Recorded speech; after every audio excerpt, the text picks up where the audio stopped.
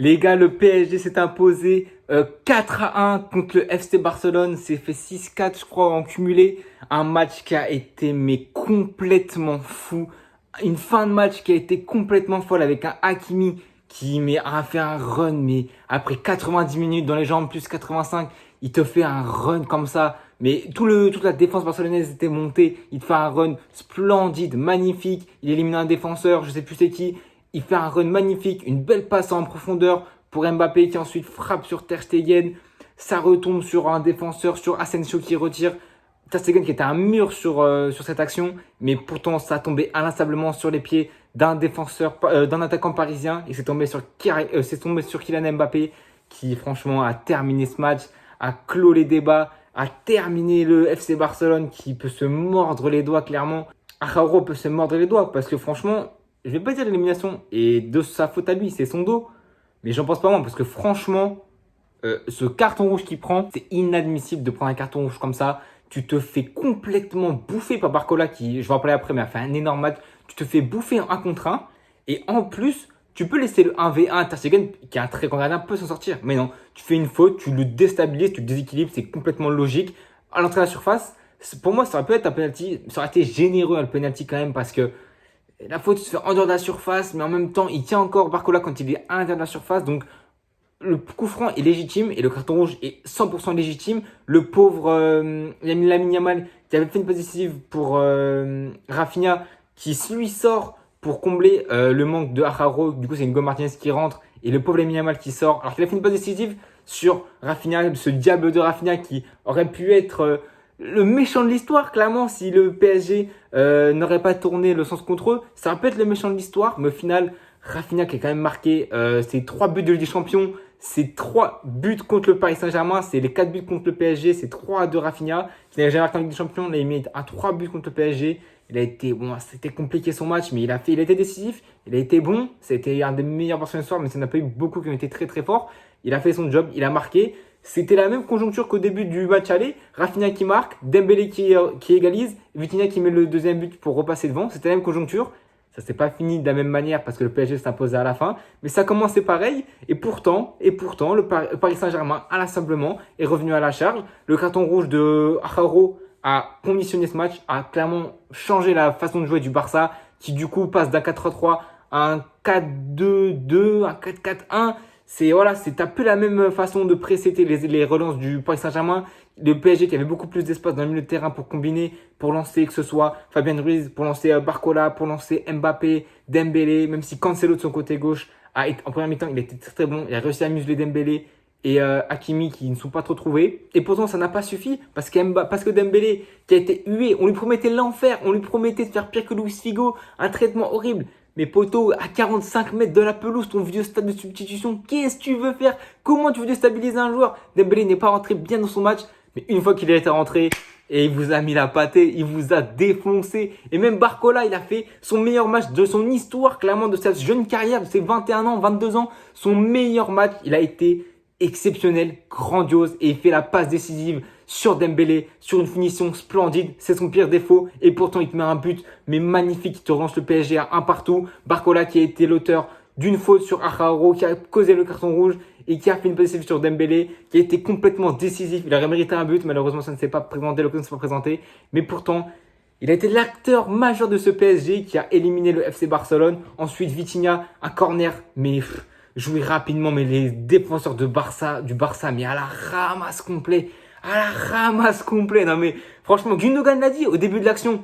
Quand le corner se fait jouer, c'est en 3 temps, c'est corner, je sais plus c'est qui tire. Je crois que c'est Hakimi qui fait la passe à Vitinha, il me semble. Je sais plus comment ça se fait la passe, le dernier passeur. Mais Gundogan, dès que la passe de Hakimi est faite sur Vitinha, même avant, dès que Hakimi a la balle, je sais plus si c'est Hakimi qui fait la passe, on va dire c'est Hakimi. Dès que c'est Hakimi qui a la balle, Gundogan il fait un signe de la main en mode monter.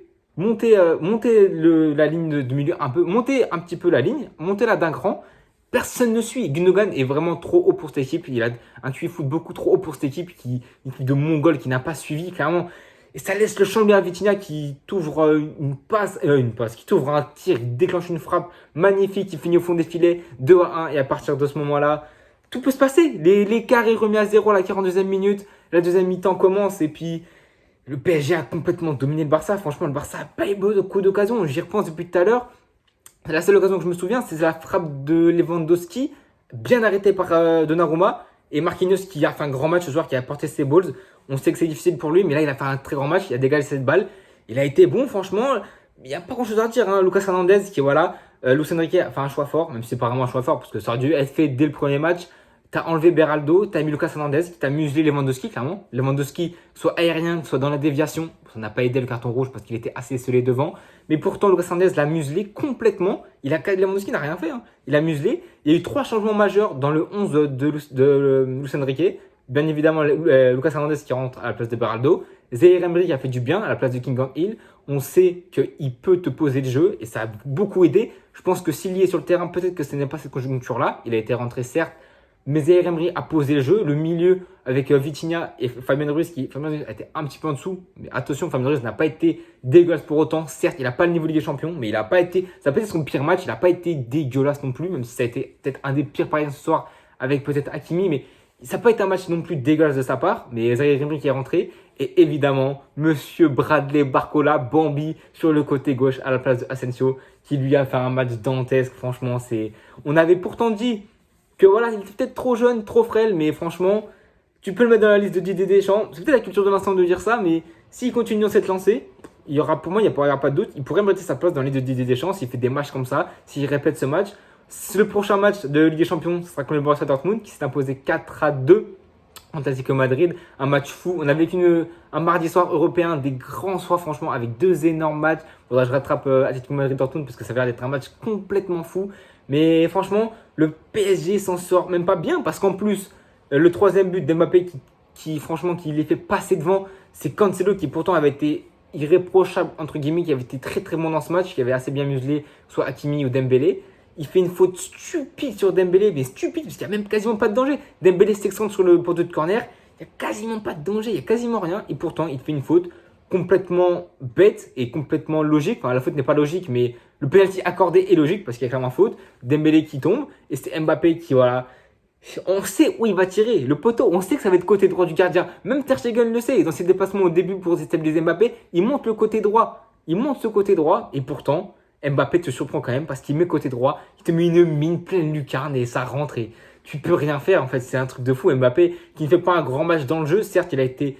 Koundé a bien joué, mais Koundé avait beaucoup à faire avec Barcola, ce qui n'a pas été la même à l'aller parce que du coup c'était Mbappé un peu à gauche avec Asensio, ça permettait un petit peu. Là, il a eu du boulot qui sur Barcola. Du coup, Mbappé était beaucoup dans l'axe numéro 9, était un petit peu plus seul. Il pouvait un petit peu plus jouer. Il n'a pas été non plus excellent, mais son penalty a pas carré les choses. Mais son penalty, pour mettre le 3-1, c'est magnifique. Le PSG passe devant sur ce but, sur ce penalty, sur Dembélé qui voilà marque un but, fait concéder un penalty à Joao Cancelo. Et ensuite, le 4e but, je l'ai expliqué, franchement, la passe d'Hakimi, la passe magnifique dans le bon tempo pour Kylian Mbappé. Kylian Mbappé, seul face à Ter Stegen. Ter Stegen qui a fait un bon match, certes, mais une défense trop esselée, une défense trop faible. Même si Koubarsi, les défenseurs n'ont pas flop, ils ne sont pas passés à côté. Ils n'ont juste pas été transcendants, ils ont manqué de rythme, ils ont manqué d'assurance, ils ont manqué de pression en fait. Je sentais pas non plus comme le Koundé du match aller qui a été franchement rude sur les appuis, qui a été très très fort. C'est aussi parce qu'Aro est sorti, mais Koundé était peut-être le meilleur défenseur ce soir. Mais enfin, Cancelo pour moi était meilleur dans la globalité, même si Koundé était très solide aussi. Mais Barcola était sur un nuage ce soir. Barcola, c'était violent franchement. Je pense à 2-3 actions où il passe Koundé, où il élimine clairement Koundé comme si c'était un plot. Koundé a eu du mal à contenir Barcola. Il l'a fait sur quelques actions, mais ça a été très compliqué. Koubarsi, bon, ça a été en dents de scie, ça n'a pas été non plus exceptionnel. Puis Nico Martinez, quand il est rentré, il a pris un jaune direct, ça n'a rien changé. Franchement, l'entrée de Nico Martinez n'a rien changé. C'est limite c'était pire. Araujo, moi je le dis, et tout le monde va le penser, je pense. Mais déjà les gens qui disent qu'il n'a pas de carton rouge, achetez-vous des lunettes ou je sais pas, révisez les codes du football, mais à un moment donné, Barcola part seul au but, c'est annulation d'une occasion de jeu franche. Il y a rouge, il y a même pas de débat, il y a rouge, point final, ça part en 1 contre 1. Tu vois, ça part en 1 contre 1. Donc le rouge est légitime et c'est ce tournant du match. Parce que si Araujo ne prend pas ce carton rouge, avec des sites, je sais, on peut refaire le monde, etc. Mais si Araujo ne prend pas ce carton rouge, je pense pas que le PSG ait les tripes et l'envie et le bagage pour s'imposer au Barça, avec un Barça qui a très bien débuté ce match, franchement. Le but de Rafinha qui vient très tôt, C'était pourtant PSG de marquer le premier, de se mettre dans le jeu très vite en fait, de marquer très vite pour ensuite espérer une victoire. Au final, c'était le Barça qui l'a fait en premier, mais ça n'a rien changé parce que le PSG s'est imposé et a fait preuve d'un panache et a fait preuve d'une envie très forte, très solide. Franchement, ils m'ont pas surpris, mais ils étaient très convaincants. Et le Barça, c'est peut-être le Barça qui m'a déçu parce que quand tu marques le premier, que tu as 2 buts d'avance quand même, parce qu'on le rappelle, hein, au moins du but de Rafinha, ça fait quoi? Ça fait 5, ça fait combien? Il avait gagné 3, ça fait 4-1, 4-2, ça fait 2 buts d'avance. Tu es chez toi quand même à un moment donné. Je l'ai dit dans l'avant-match, s'il y a bien une équipe qui peut battre le Barça à l'extérieur, c'est bien le PSG. D'ailleurs, c'est historique hein, parce qu'aucun club, aucun club français, que ce soit en C1, C2, C3, ne s'est qualifié après avoir perdu le match aller. C'était 14 confrontations, il me semble. Et c'est la première fois que ça arrive, c'est le PSG qui le fait sur le stade. Bon, c'est le stade de substitution Saint-Pierre-Juan. C'était la première fois que ça s'est fait. Et le Barça qui pourtant ils font le plus dur, ils marquent, ils mettent les 2 buts d'avance. Voilà, ils pouvaient attendre un petit peu, mais ouais, Araujo, ce carton rouge a complètement bouleversé le plan de Xavi. Xavi qui s'est pris un rouge bêtement lui aussi. Il sait pas contenir ses nerfs. Franchement, c'est Xavi, bref, c'est catastrophique. Il sait pas tenir ses nerfs. Même son adjoint s'est pris un carton rouge. Bref, c'est 3 cartons rouges dans ce match, c'est n'importe quoi. Mais voilà, ça a bouleversé le plan de Xavi parce que Xavi, je pense pas qu'il, enfin, c'est même pas, je pense, c'est sûr. Il n'avait pas l'intention de faire sortir Lamine Yamal. Et Lamine Yamal qui sort, ce qui fait que du coup, Nuno Mendes a beaucoup plus de liberté pour les relances, pour monter. Parce que même si, voilà, quand en phase offensive, les triples phases offensives qui arrivent, c'était plutôt Pedri qui occupait le poste de Lamine Yamal. Mais Pedri, on sait que ça n'a pas l'explosivité, la rapidité qu'un Lamine Yamal peut avoir.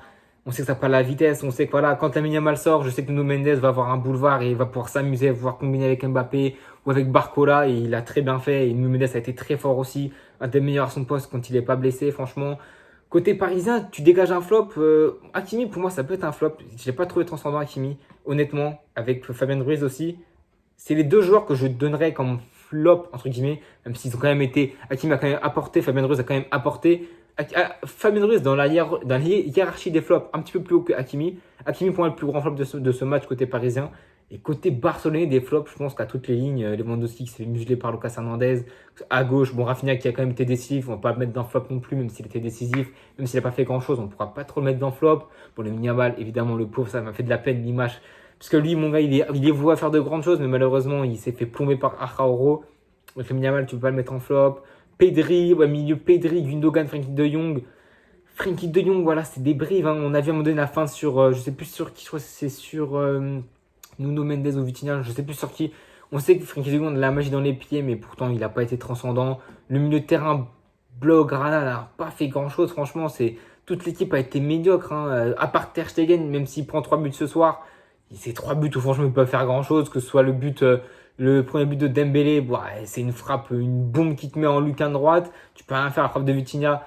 Il y a beaucoup de monde devant lui. Le 3e but, bon, c'est un penalty, voilà, c'est compliqué, on le sait. Et le 4e but, c'est succession de frappe qui, en plus, il arrête. Succession de frappe, il fait aussi un bel arrêt. À un moment donné, en début de match sur Mbappé, Ter Stegen au niveau, mais malheureusement, est laissé et abandonné par une défense du Barça éclatée au sous-sol. Franchement, ça fait peine à voir. Hein. Enfin, moi, en tout cas, j'ai aucune peine pour eux. Je suis très content qu'ils se soient fait défoncer par le PSG.